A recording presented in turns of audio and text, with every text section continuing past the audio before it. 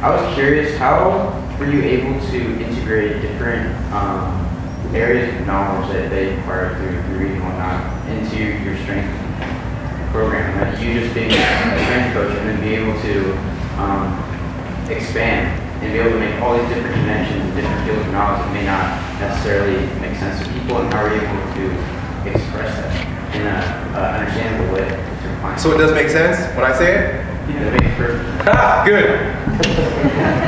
I'm gonna give you a very broad answer. I am a poet more than a scientist.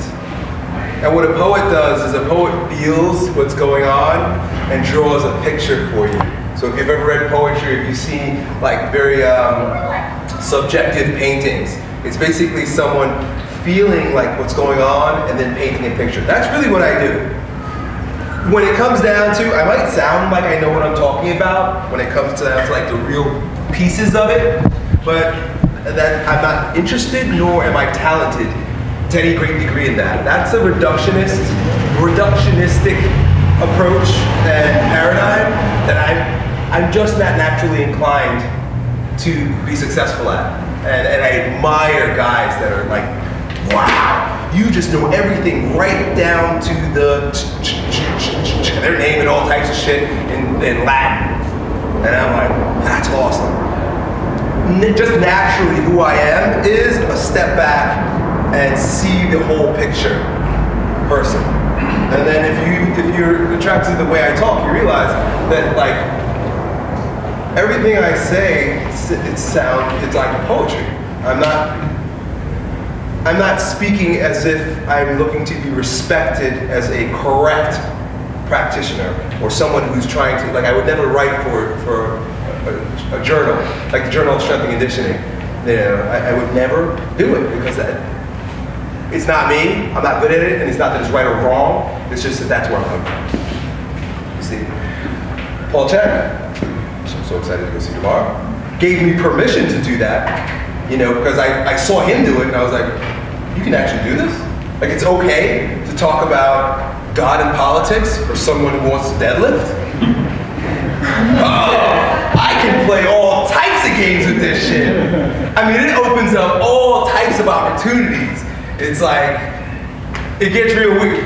Tico, my brother, you guys hear me talk all the time. I can get real weird on you sometimes. And it's just like, whoa, how did you just come from Adam and Eve being a metaphor for the on and off switch for the computers and the digital age, like, and then how that relates to the autonomic nervous system's parasympathetic and sympathetic branch. Like, okay, Adam, Eve, digital, parasympathetic, what?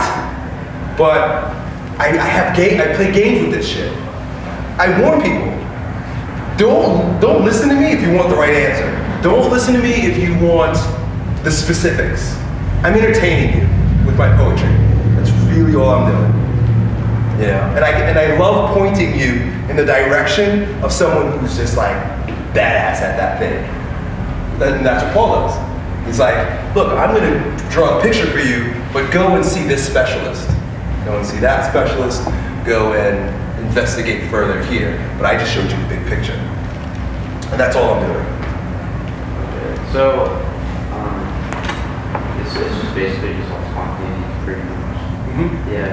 Yeah, it is spontaneous. Yeah, well, with that being said, it's, I personally started a blog. It would be, you know, a basic course of health and nutrition and whatnot. And so I'm curious as to whether to go about it and use like finite details and have all these sources or just go off the whim.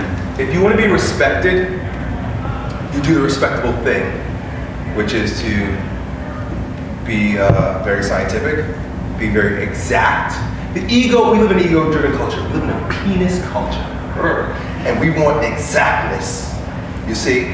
And it's highly praised, it's very admirable and valuable in our culture to be very, the more, obviously these are, I'm making broad, specific statements, but it's not as simple as that. You want to be a bum, you become a poet.